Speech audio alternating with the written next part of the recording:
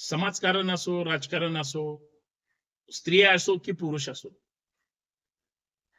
आज समाजामध्ये प्रत्येकाला एक चांगलं पद पाहिजे, खुर्ची पाहिजे, ग्लॅमर पाहिजे. कष्ट केले तर सगळ्यांना सगळं मिळू शकतं. लोकांची कामं केली तर लोक पाठीशी सुद्धा राहू शकतात. तुम्ही नवे की जुने, तुम्ही सर्वसामान्य की प्रस्थापित आहे, जनता ठरवणार आहे. तुम्हाला समाजकारणात यश जरी मिळवायचं असलं तरी तुम्हाला समाजकारणाचं अंग असलं पाहिजे. दुसऱ्याच्या खांद्यावर बंदूक ठेवून तुम्ही मोठे होऊ शकत नाही, फार तर तुमची बातमी येऊ शकते. स्वतःच्या कर्तृत्वावर जर काहीतरी संघर्ष करून लोकांच्या न्याय हक्कासाठी लढला तर तुमच्यामुळे लोकांच्या आयुष्यामध्ये सोन्याचे दिवस येऊ शकतात. हे फक्त विसरता कामा नये. राजकारणामध्ये सुद्धा तुम्हाला कोण हात देतोय, कोण तुमच्या पाठीशी आहे आणि तुम्ही किती लोकांसाठी ताकदीनं चांगलं काहीतरी करताय, त्यांना हक्काधिकारांसाठी लढताय, तर तुमचं राजकारण सुद्धा यशस्वी होऊ शकतं. तुम्ही जर फसवे असाल, तुमचा दाखवण्याचा चेहरा वेगळा आणि कृतीतला कर्माचा चेहरा वेगळा जर असेल तर तुम्हाला लोक खड्यासारखं बाजूला काढणार, तुमच्या पाठीशी सुद्धा राहणार नाही. आज काय झालंय आपल्या राज्यामध्ये, तुम्ही प्रत्येक शहरांमध्ये बघा, डिजिटल संस्कृती निर्माण झाली. ज्याला त्याला बॅनर लावायचे, आपली प्रसिद्धी करायची आणि झटक्यात मोठं व्हायचंय. एक दुकानातलं प्रोडक्ट असतं, एखाद्या कंपनीमध्ये त्याचं प्रोडक्शन झालं आणि त्याने थेट दुकानात आणलं तर लोकांना कळणार नाही हे काय आणि कशाचं आहे.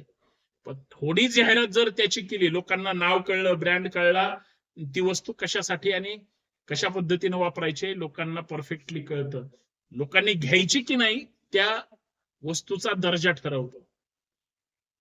प्रचंड जाहिरात केली आणि वस्तू बोगस आहे, लोक पहिल्यांदा पैसे घालतील. खूपच जाहिरात आहे, आता तरी प्रोडक्ट सुधरेल म्हणून दुसऱ्यांदा पैसे सुद्धा प्रोडक्ट खरेदी करण्यासाठी घालतील. पण प्रोडक्टच बोगस असेल तर लोक मग विकत घेणार नाहीत, कारण तसंच प्रोडक्ट अजून 100 मार्केटमध्ये वेगळे आहेत. लक्षात घ्या मी काय सांगतोय.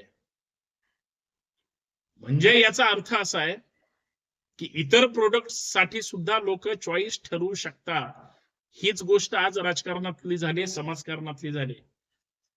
लोक राजकारण करण्यासाठी समाजकारण करतात हो, पण जे मूळ समाजकारण करतात ते चळवळीशी रिलेटेड असतात. आणि सगळ्यात महत्वाची ज्या मुद्द्यांना मला स्पर्श करायचा आहे, फक्त त्याच्या अगोदर सर्वांना एवढीच विनंती, हा व्हिडिओ जास्तीत जास्त शेअर करा. बंडखोर नेता आपला हक्काचं हे युट्यूब चॅनल आहे. पुण्यातून संतोष शिंदे बोलतोय म्हणजे लोकांच्या हक्कासाठीच बोलतोय. पण मनातल्या काही गोष्टी सतत वेगळ्या वेगळ्यांना टीका करण्यापेक्षा, बरं बोलण्यापेक्षा खरं बोलावं म्हणून हा मुद्दा घेऊन आलोय. म्हणून हा व्हिडिओ शेवटपर्यंत पहा, जास्तीत जास्त शेअर करा आणि इतर पण व्हिडिओ पाहत चला.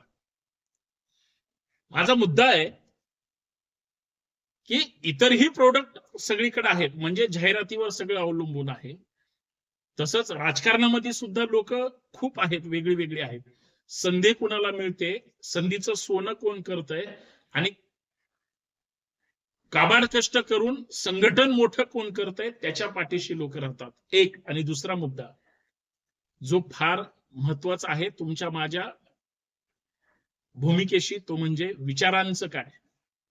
ज्या व्यक्तीला, ज्या संघटनेला, ज्या पक्षाला विचारधारा असते, विचारधारेवर जी व्यवस्था काम करते तेच चिरकाल टिकतात. आणि ज्यांच्याकडे विचारधारा नाही ते क्षणिक असतात, कॅरीबॅग सारखं कधीही हवेत गेले तरी उडून जाऊ शकतात. आपण कुठं आहोत याचं फक्त आत्मपरीक्षण केलं पाहिजे. आणि आताचं युग हे स्मार्ट वर्क करण्याचं आहे, हार्ड वर्क करण्याचं नाही. आता तसे कार्यकर्तेही राहिलेले नाहीत, तसे नेतेही राहिलेले नाहीत आणि तशी लोक सुद्धा राहिलेली नाहीत. आज डिजिटल युगामध्ये सगळेजण आहेत.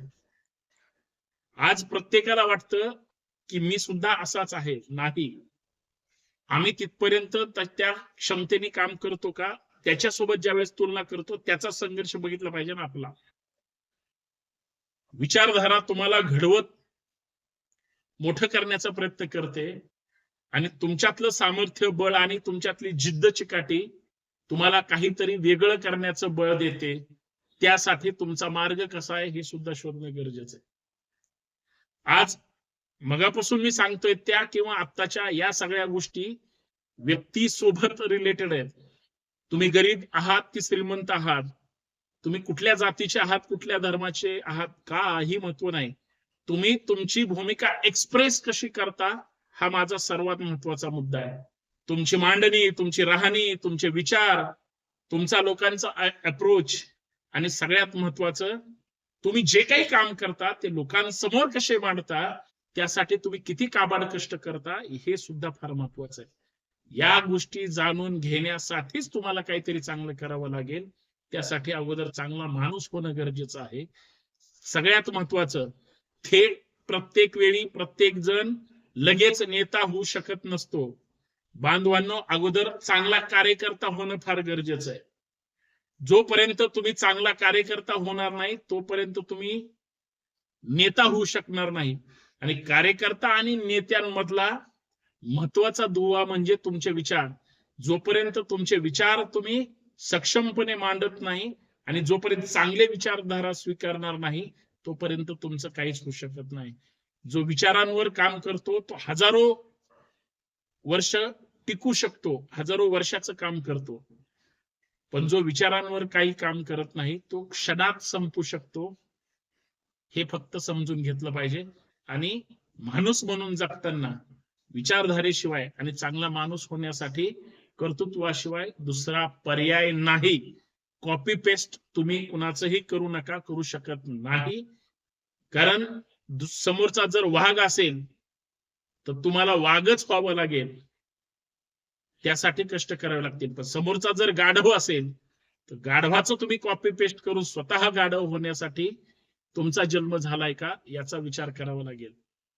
गाढव होण्यापेक्षा माणूस व्हा, चांगले विचारधारा स्वीकारा, आपोआप नेतृत्व गुणात तुमचा नंबर पहिला असेल. धन्यवाद. जय शिवराय.